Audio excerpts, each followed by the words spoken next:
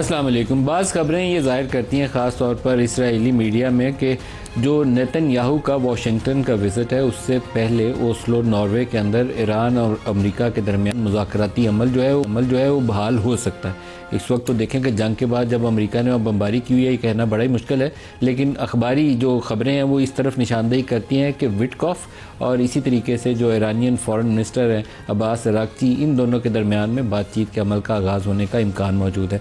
ये अगर सिलसिला आगे चलता है तो शायद कुछ बेहतर पेशरफ्त हो सके देरपा अमन के हवाले से, लेकिन अभी देखना पड़ेगा। अभी बहुत इब्तदाई खबरें, जब तक ईरान तेहरान इसकी खुद कन्फर्मेशन ना कर दे तो क्या सदाई ज़्यादा होगी, खबर इसमें कम होगी। लेकिन पाकिस्तान और सऊदी अरब के हवाले से बाज़ खबरें जो हैं वो इंटरेस्टिंग है और उसके ऊपर नज़र रखनी बहुत ज़रूरी है। इंटरेस्टिंग इस सेंस में है कि जो इब्राहिम अकॉर्ड का सिलसिला ट्रंप के पिछले दौर में शुरू हुआ था, अब उसकी नेक्स्ट स्टेज, नेक्स्ट फेजेज़ में कौन कौन से ममालिक हैं। बहुत से जो तबसरे हैं, इवन अमेरिका के अंदर से बाज़ लोगों ने इसके ऊपर बयान देना शुरू कर दिए। ख़ुद ट्रंप की अपनी फैमिली से इस तरफ इंडिकेशन आना शुरू हो गई हैं कि सऊदी अरब और पाकिस्तान वो इसके अगले मरहले का हिस्सा हो सकते हैं। ये कहना बहुत आसान है और करना बहुत ही मुश्किल है। पाकिस्तान से 2 फेडरल मिनिस्टर्स इस हवाले से हमारे ही प्रोग्राम में बयान दे चुके हैं। पहले वो सुन लें, फिर गुफ्तगू का आगाज़ करते हैं। दिखाइएगा। इब्राहिम अकॉर्ड्स के ऊपर प्रेशर आएगा तो आप क्या करेंगे? हम अपना इंटरेस्ट वॉच करेंगे। इस सिचुएशन से अगर हम इसमें तमाशाई बने और स्पेक्टेटर बने और उसमें प्लेयर ना बने तो उससे बहुत बड़ी गलती होगी। आप प्लेयर बनने जा रहे हैं? प्लेयर हम हैं इस वक्त। उसके ऊपर आपने कोई ब्रेनस्टॉर्मिंग की है? नहीं, वो ब्रेनस्टॉर्मिंग डेफिनेटली जो है कॉन्टिन्यूसली हो रही है इस चीज़ के ऊपर। राना सावला साहब, ये जो मामला इब्राहिम अकॉर्ड्स का है, इसके ऊपर आपकी क्या राय है? कैसे आगे बढ़ना चाहिए? अरब ममालिक इस मामले में वो को फैसला करते हैं तो पाकिस्तान को उस फैसले के साथ जाना चाहिए।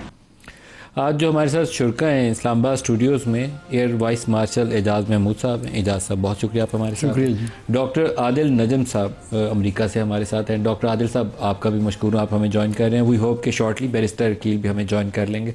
एयर मार्शल साहब, आप फरमाइएगा, ये जो इब्राहिम अकॉर्ड्स है और पाकिस्तान, सऊदी अरेबिया, हम कहाँ स्टैंड करते हैं और कैसे आगे बढ़ना चाहिए? देखिए जी, इसमें मलिक साहब, हम दीगर मुस्लिम ममालिक के मुकाबले में हम बड़ी क्रिटिकल और सेंसिटिव पोजीशन पे हैं।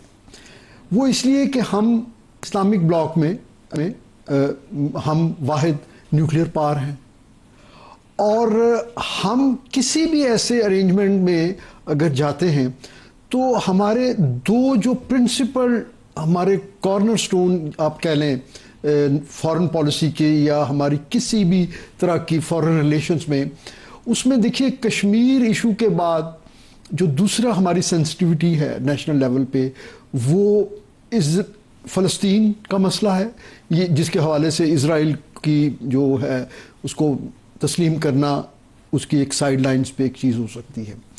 और ये हमारा यानी 70 ईयर्स या 78 ईयर्स से हमारा ये दोनों इश्यूज जो हैं उसके ऊपर रिगार्डलेस के गवर्नमेंट चेंज होती रही, लेकिन इस पे हमारा एक प्रिंसिपल स्टांस है। उसके बाद आ जाता है हमारा न्यूक्लियर जो कैपेबिलिटी है, वो भी, उसको भी आप स्टैंड अलोन ट्रीट नहीं कर सकते। अगर इस पर्टिकुलर मिडल ईस्ट के हवाले से जो भी अरेंजमेंट होती है उसमें हमें बहुत ज़्यादा कॉशियस होना चाहिए, क्योंकि आजकल जितनी फ्लूइड इंटरनेशनल पॉलिटिक्स हैं उसमें किसी भी तरह के एग्रीमेंट या किसी भी तरह की अश्योरेंसेस जो हैं वो किसी भी डील के लिए या किसी शॉर्ट टर्म गेन के लिए, तो शायद जो गारंटर्स या पार्टीज टू दी अरेंजमेंट होती हैं वो बड़ी रोज़ी पिक्चर आपके लिए पेंट कर सकते हैं, लेकिन उसके अंदर बहुत सारे स्ट्रिंग्स अटैच्ड होते हैं। तो पाकिस्तान को इस मसले को टोटलिटी में देखें और इसमें अपना लॉन्ग टर्म जो है इंटरेस्ट, कोर नेशनल इंटरेस्ट, उसको देखना चाहिए। और मेरे ख्याल में हमें इस चीज़ पे मैं इत्तेफाक नहीं करता कि हमें एग्जैक्टली वही करना चाहिए जिसमें सऊदी अरब का जो है लीडिंग रोल हो। हमें अपना इंडिपेंडेंट डिसीजन लेना चाहिए। इसको हम अपने पाक सऊदी रिलेशनशिप के साथ बिल्कुल सुपर इम्पोज ना करें। वो एक कंसिडरेशन ज़रूर हो सकती है, लेकिन खुद को क्लब नहीं करें किसी एक ग्रुप के साथ भी क्लब नहीं करेंगे, क्योंकि कन्वर्सली स्पीकिंग कोई भी मुल्क, हमने ये देखा मलिक साहब कि जब हमें कोई मसला होता है तो हर मुल्क वो पहले अपना इंटरेस्ट देखता है और उसके बाद अपनी कन्वीनियंस पे हमें अकोमोडेट करता है।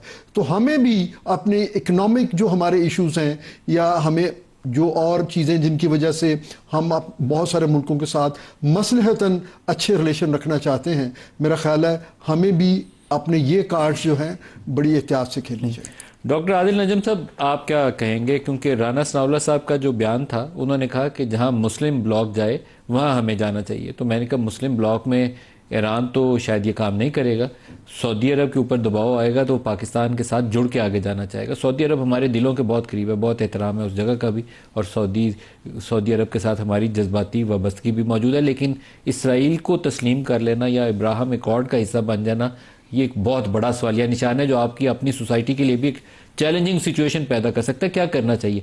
बेस्ट इंटरेस्ट क्या होगा? ये कहना बड़ा ही आसान है, कौमी मुफाद, लेकिन वो कौमी मुफाद को कैसे डिफाइन करेंगे?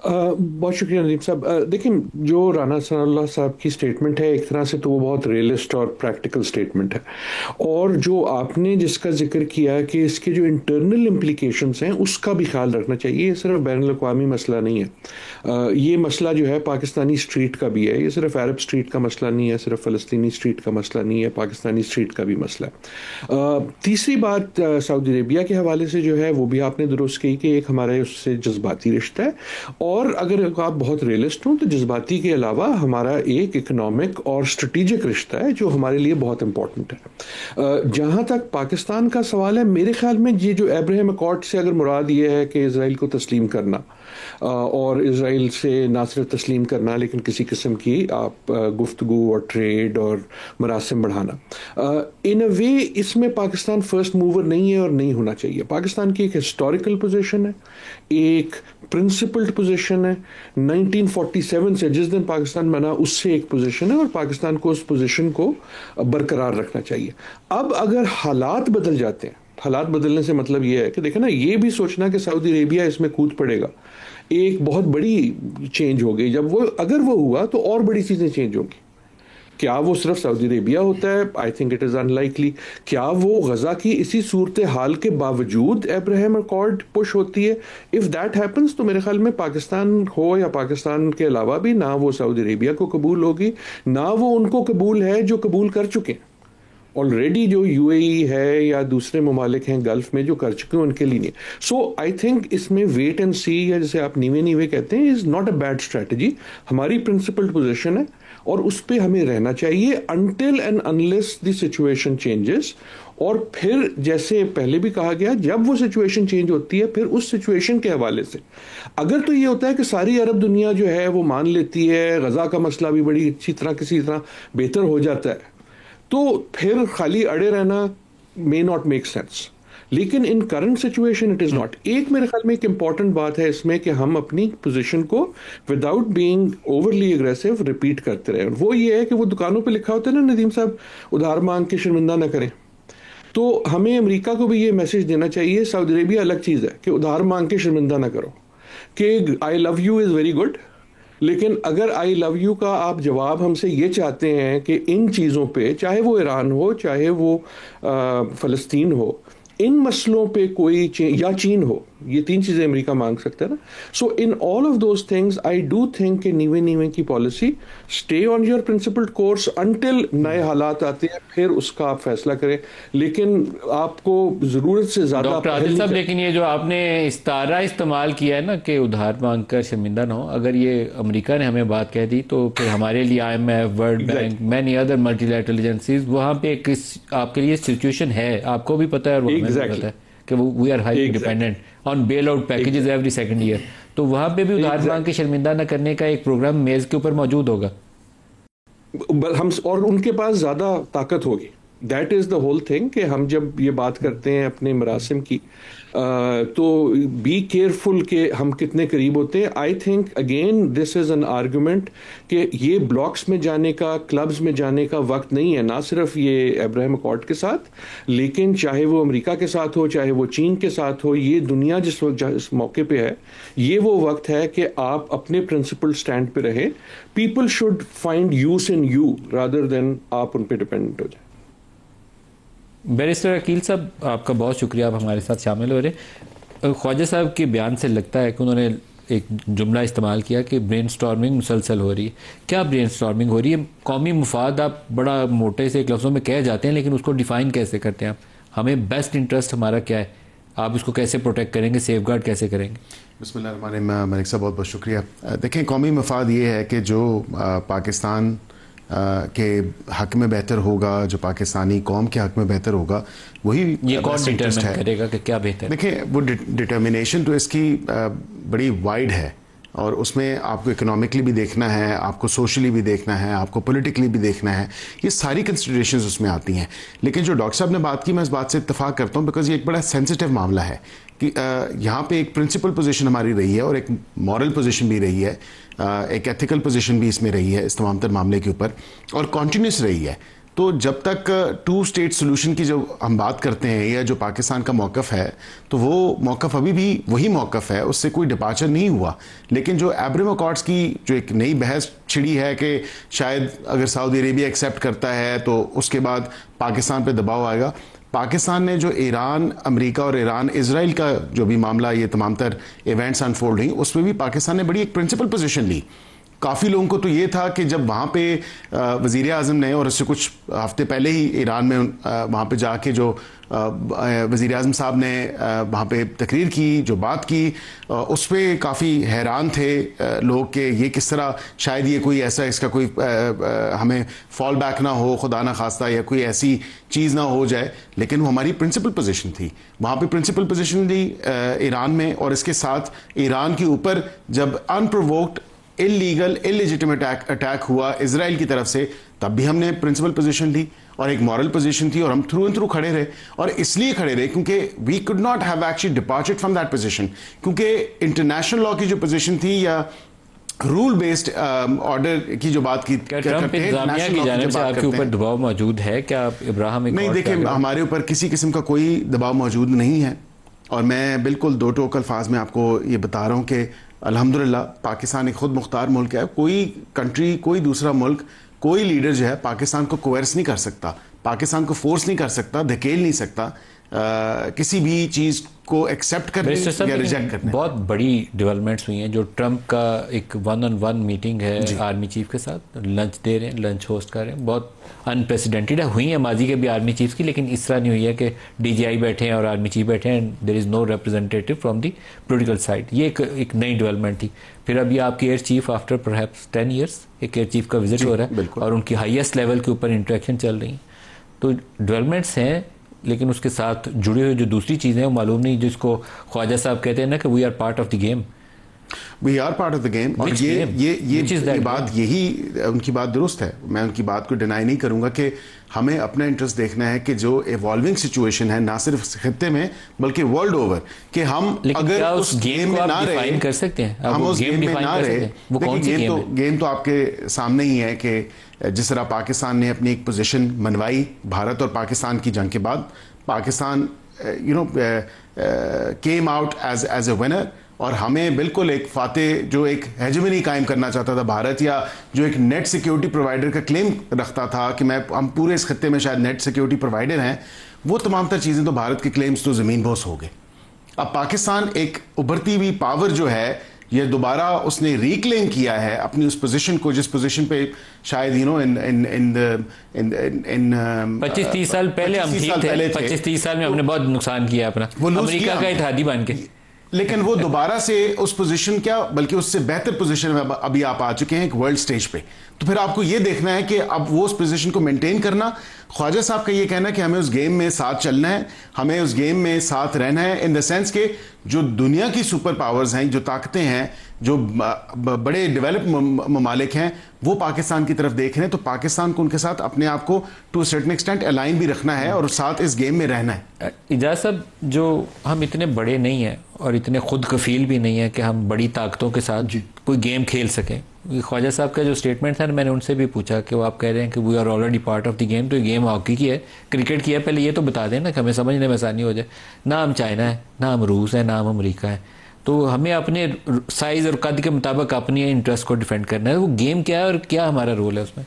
देखिए, मेरा ख्याल है शायद ख्वाजा साहब के जहन में यकीनन इसकी कोई कॉनोटेशन होगी, लेकिन as a student of international relation अगर जिस तरह हम समझते हैं, देखिए हम इस लैंडस्केप का हिस्सा हैं। जियो पोलिटिकल जो लैंडस्केप है हमारी, जो जिस जगह हम बैठे हुए हैं, इस रीजन की कोई भी डेवलपमेंट हो उसमें हमें इग्नोर नहीं किया जा सकता। सुपर पावर्स के पर्सपेक्टिव से वो मुख्तलिफ औकात में हमें मुख्तलिफ लेंसेज से देखते हैं। कभी वो बड़ा पॉजिटिव लेंस होता है सर, विश लिस्ट के मुताबिक होता है, उनकी अपनी जो हमसे ज़रूरियात होती हैं और हमारी जो एक्सपेक्टेशन होती हैं, ये उसकी एक इक्वेशन बनती है। और उस वक्त जो भी सिटिंग गवर्नमेंट हो पाकिस्तान में, वो अपने समझ और अपने जो है असेसमेंट के मुताबिक ऑब्वियसली वो पाकिस्तान के लिए एक बेहतर ऑप्शन लेते हैं। ये तो फिर बाद में हिस्ट्री से पता चलता है कि हमारे पास फैसला दुरुस्त किया था कि गलत किया था या नहीं किया था। उस वक्त हम ये ग्रांट करते हैं कि जो भी हुकूमत होती है वो in best national interest he decision लेती है, जो भी। लेकिन देखिए, जनरल ज़िया या जनरल मुशर्रफ फर्द वाहद के फैसले थे, जो फ्लॉ था जिससे हमने सजा पाई, कलेक्टिव उसके अंदर विजडम शामिल नहीं थी। देखिए, हमें अमेरिका से एक चीज़ सीखनी चाहिए।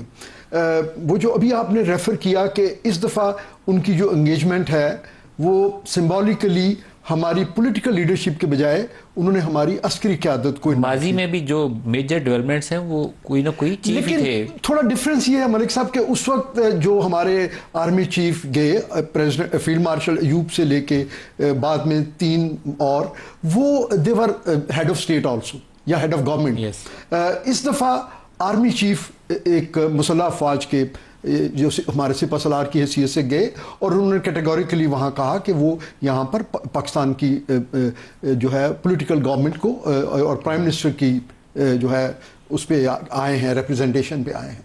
तो that is the at least outer shell of that engagement. लेकिन आप ये देखिए कि इस दफ़ा हमारे पास एक क्वेश्चन है।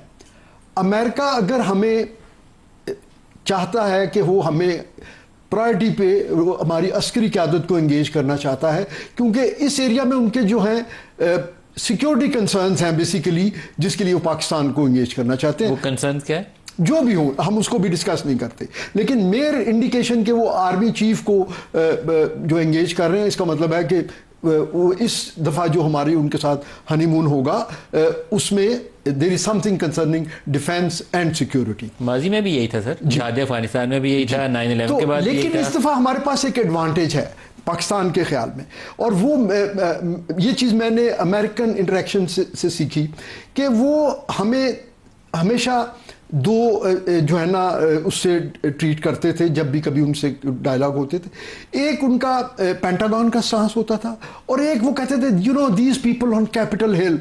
वो जो चीज़ उन्होंने नहीं माननी होती थी वो कैपिटल हिल पे डाल देते थे। हमारे यहाँ जैसे आपने पिछली एंगेजमेंट्स का कहा, उसमें क्योंकि एक ही फर्द वाहिद होता था जिससे उन्हें बात करनी होती थी, और ये अमेरिका हमेशा इसको कन्वीनियंट समझता है। लेकिन इस दफ़ा हमारे पास एक पार्लियामेंट मौजूद है ना, ये क्वेश्चन हमारे पास मौजूद है।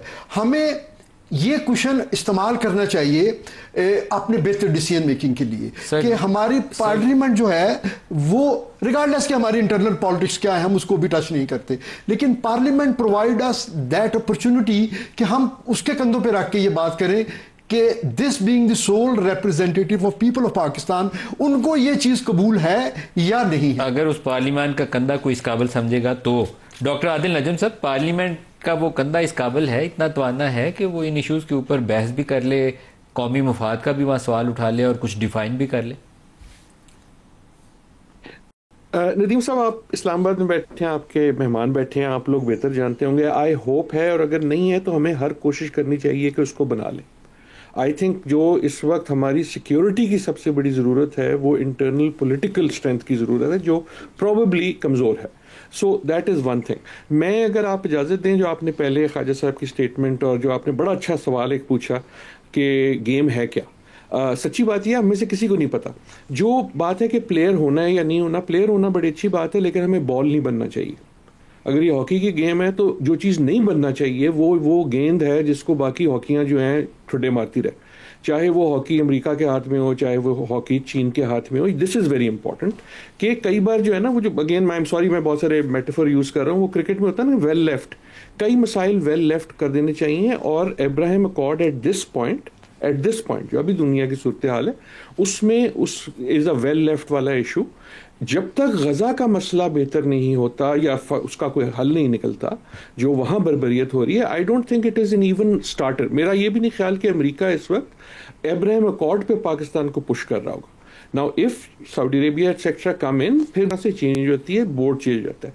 जो आपका सवाल है जिसका हम में से कोई जवाब नहीं देना चाह रहा, और इसलिए नहीं देना चाह रहा कि हमें पता नहीं है, दुनिया में किसी को नहीं पता कि गेम क्या है। और उसकी वजह यह है कि इस वक्त प्रॉब्लम ही ये है, अमेरिका के लिए भी प्रॉब्लम यह है कि मल्टीपल गेम्स हैं। नेतन्याहू की एक गेम है जिसका हमें हिस्सा नहीं बनना चाहिए। अमेरिका की एक मुख्तलिफ गेम है इस वक्त, नेतन्याहू और अमेरिका के भी आपको नजर आ रहा है कि एक किस्म की एक फ्रस्ट्रेशन है अमेरिका की तरफ से। नेतन्याहू की गेम ये है कि he thinks this is his last chance, और हिज लास्ट बेस्ट चांस, कि इससे अच्छा मौका उनको कोई नहीं मिलेगा अपने मकासद हल करने का।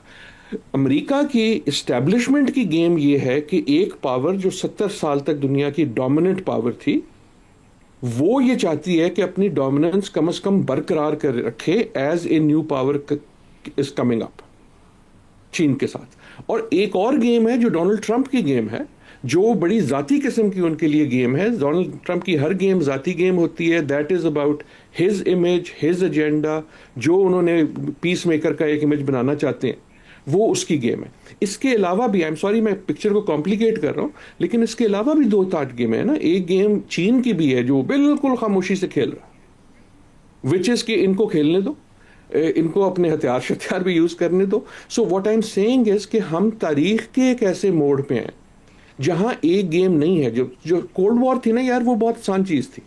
2 टीमें थी, पता लग गया था कौन 2 चौधरी हैं, मोहल्ला है उसमें 2 गुंडे, आपने फैसला कर लेना है कि इस गुंडे के साथ जो है ना आपने यारी रखनी है। इस वक्त जो है उस मोहल्ले में बहुत से उचक्के आ गए, और इस वक्त ये नहीं फैसला हुआ कि कौन सा वाला जो है वो उभरेगा।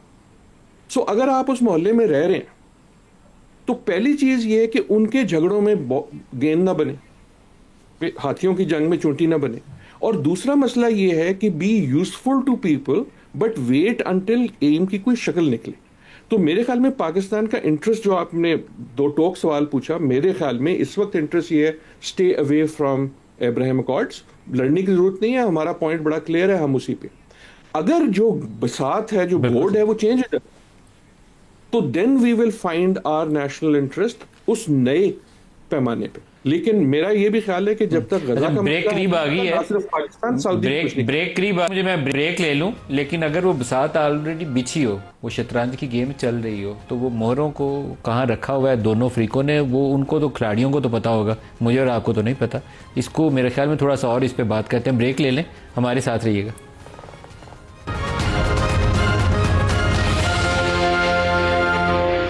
प्रोग्राम में दोबारा खुशामदीद कहते हैं। पाकिस्तान के इंटीरियर मिनिस्टर मोहसिन नकवी साहब, उन्होंने कहा कि ये जो ईरान की जंग बंदी थी ना, इसके अंदर भी पाकिस्तान का रोल था। तो रोल को फर्दर वो डिफ़ाइन करते हुए कहते हैं कि इसके पीछे वर्दी थी, मतलब पाकिस्तानी फ़ौज ने उस सीज़ फायर के अंदर एक रोल अदा किया। सुन लें, फिर इसके ऊपर बात भी करते हैं। ये जो आपको ईरान के साथ सीज फायर नजर आया है और ईरान को एक कामयाबी नजर आई है, इसमें प्राइम मिनिस्टर साहब का बड़ा रोल है और इसके पीछे भी वर्दी है। सर, ये बड़ा जुमला तो बड़ा अच्छा सुनने में लगता है, लेकिन इसके अंदर बहुत सारी जुड़ी हुई कंट्रोवर्सीज़ हैं। एक तो उन्होंने कहा कि जो सीज़ फायर हुआ है, जो कामयाबी मिली है, 2 चीज़ें हो गई, इसके अंदर इसके पीछे वर्दी है। तो हमने क्या ईरानियंस की मिलिटरीली कोई सपोर्ट की सारे अरसे में? एक तो था डिप्लोमेटिक स्टांस लेना कि आपने कहा कि इलिजिटिमेट था सारा एक्ट, तो हमने उसको प्रिंसिपल पोजीशन ले ली, लेकिन दिस स्टेटमेंट इज़ डिफरेंट। नहीं, दिस स्टेटमेंट इज़ एक्चुअली, इसको इस तनाज़र में देखा जाए कि एक कलेक्टिव एफर्ट था, एक सिनर्जी के साथ। उस टाइम पे फील्ड मार्शल साहब अपने ऑफिशियल दौरे पे थे अमेरिका, और वहाँ पे फिर जब लंच हुआ तो ये उस हवाले से जोड़ा जाए, उस तनाज़ुर में देखा जाए। लेकिन इसका ईरान की कामयाबी में फिर उसका दोबारा स्टेटमेंट प्ले करिए एक दफ़ा, मैं कंफ्यूज ना हो रहा हूँ। ये जो आपको ईरान के साथ सीज फायर नजर आया है और ईरान को एक कामयाबी नजर आई है, इसमें प्राइम मिनिस्टर साहब का बड़ा रोल है और इसके पीछे भी वर्दी है।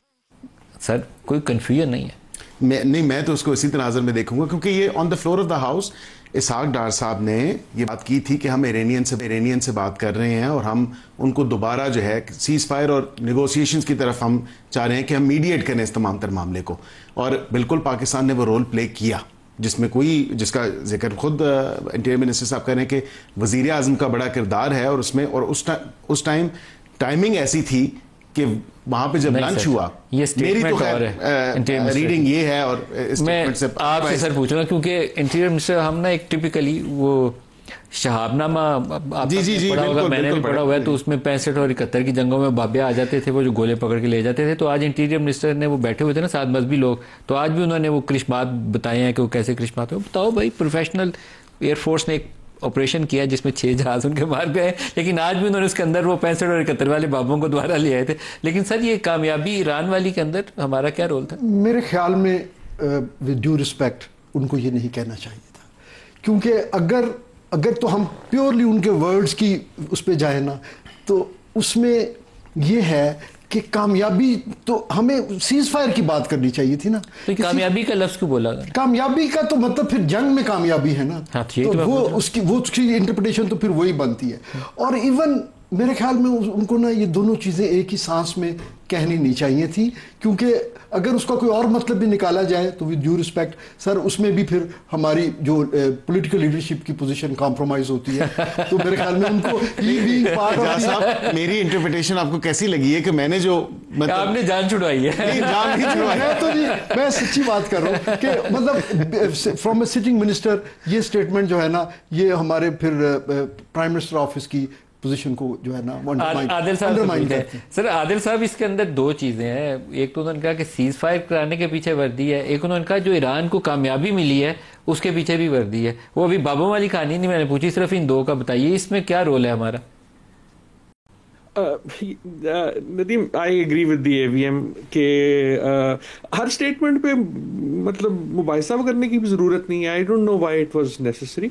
और वो बाबों वाली बात मुझे भी बहुत अजीब लगी थी जो आप बाबों वाली बात करी थी। लेकिन जहाँ तक इस स्टेटमेंट का सिलसिला है, सच्ची बात ये है कि आई वॉज नॉट श्योर कि ये एक इसका कॉन्टेक्स्ट जो सियाको सबाक है कि ये कुछ दोस्त बैठे हुए गप मार रहे हैं, उसका एक अंदाज़ा फ़र्क होता है, या ये जो है कोई इसमें कोई अंदर की खबर दी जा रही है, या ये ऑफिशियल स्टेटमेंट है from the ministry of interior.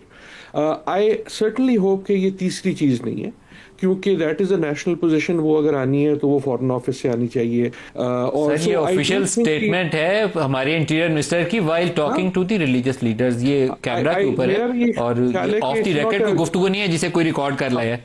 हाँ बिल्कुल, लोग बैठे हुए हैं, लोग उसका, और that is why I agree जो एवीएम साहब कह रहे थे कि इसकी बहुत सी जहतें हो सकती हैं। लेकिन कामयाबी, अमेरिका तो कहता है कामयाबी नहीं हुई, हमने तहस नहस कर दिया, तो क्या हम उसको ओन कर रहे हैं?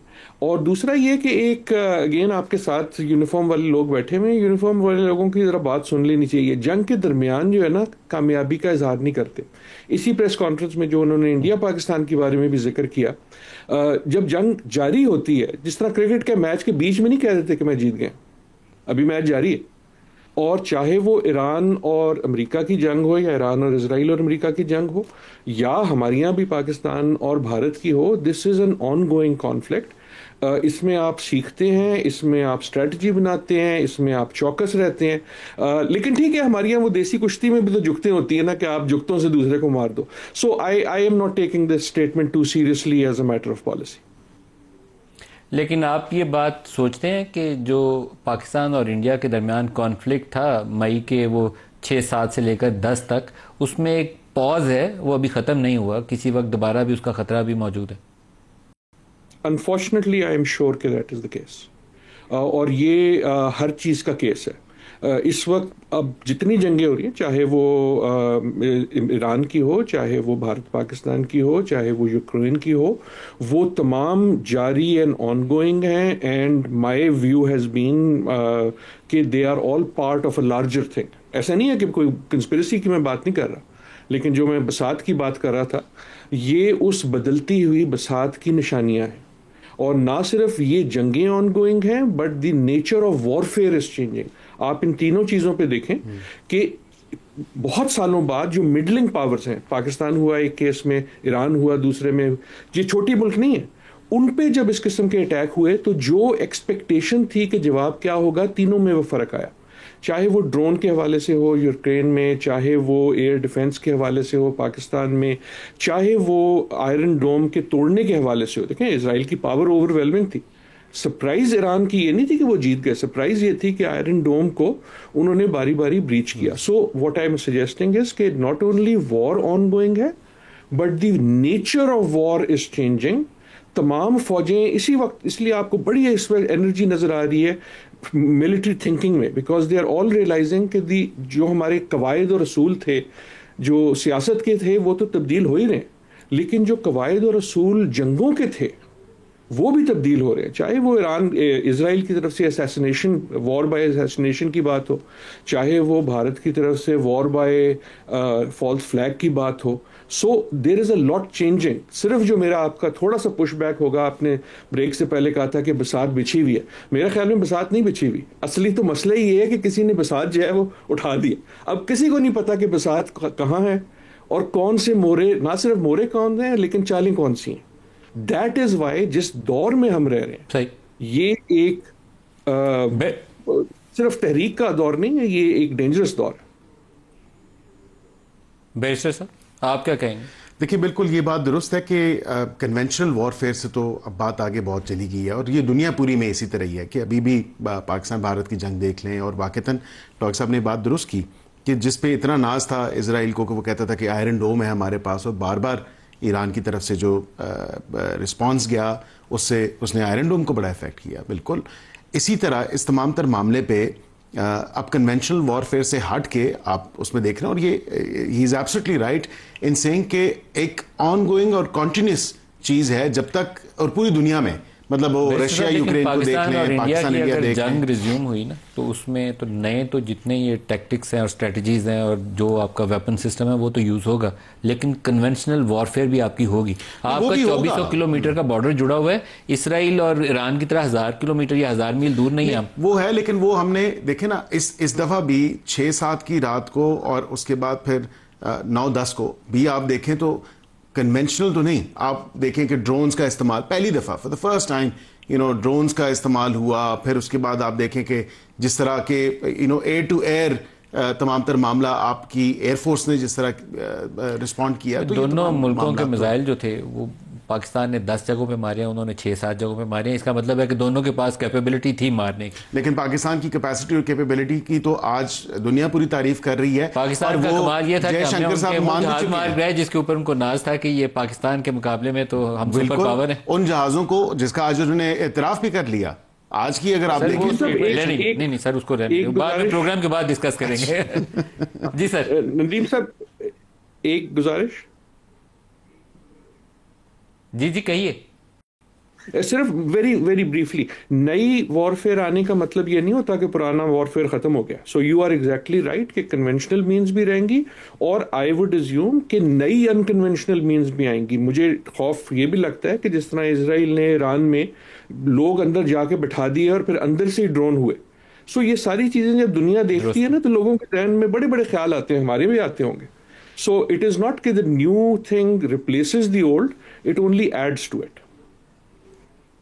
बिल्कुल सही है। मेरे ख्याल में एयर मार्शल साहब बिल्कुल लास्ट आपसे ले लूं, अभी जो यूक्रेन ने अटैक किया था रशियन एक बेस के ऊपर, डॉक्टर आदिल साहब की बात से आगे बढ़ाऊंगा। मिसाइल अपने वो ड्रोन्स अंदर ले गए, उनकी बेस के ऊपर जाके उड़े पड़े हुए जहाज उन्होंने तबाह कर दिए।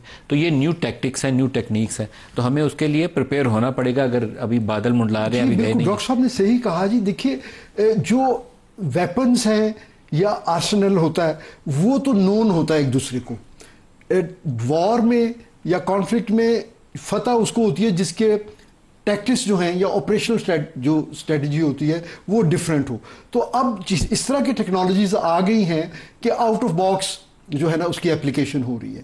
जैसे इस पर्टिकुलर कॉन्फ्लिक्ट में आप देखिए कि हमने साइबर स्पेस को इस्तेमाल किया। ये इससे पहले पाक भारत किसी भी कॉन्फ्लिक्ट में इस तरह की चीज़ हम सोच नहीं सकते थे। और ना सिर्फ ये कि इस्तेमाल किया, बल्कि एक नॉर्मल कन्वेंशनल विजडम है वो ये कि जी इंडिया जो है वो इसमें AI में और कंप्यूटर साइंसेज में और टेक्नोलॉजी में, डिजिटल में, हर चीज़ में बहुत आगे है, ये समझा जाता है। लेकिन पाकिस्तान ने उसमें जो है एक बड़ी उनके ऊपर बढ़तरी हासिल की। तो इसका मतलब ये हुआ कि जंग की नेचर भी बदल रही है और उसमें मुख्तलिफ अवेलेबल ऑप्शंस की जो एक इनोवेटिव एप्लीकेशन है ना वो भी बदल रही है। आपको तैयार रहना पड़ेगा हर वक्त। हमें हर वक्त तैयार रहना चाहिए और हमें हर डोमेन में, यानी हमारे केस में हमें अंडर द न्यूक्लियर जो अम्ब्रेला है उससे नीचे एक फुल फ्लैज कन्वेंशनल वॉर और उससे नीचे फिर जो 5th जनरेशन वॉरफेयर के जितने शेड्स हैं उसमें हमें हर महाज पे तैयार रहना चाहिए। एयर मार्शल एजाज महमूद साहब, बैरिस्टर अकील, डॉक्टर आदिल नजम साहब, सबका शुक्रिया। आज के लिए इतना इजाज़त दीजिए। अल्लाह हाफिज़।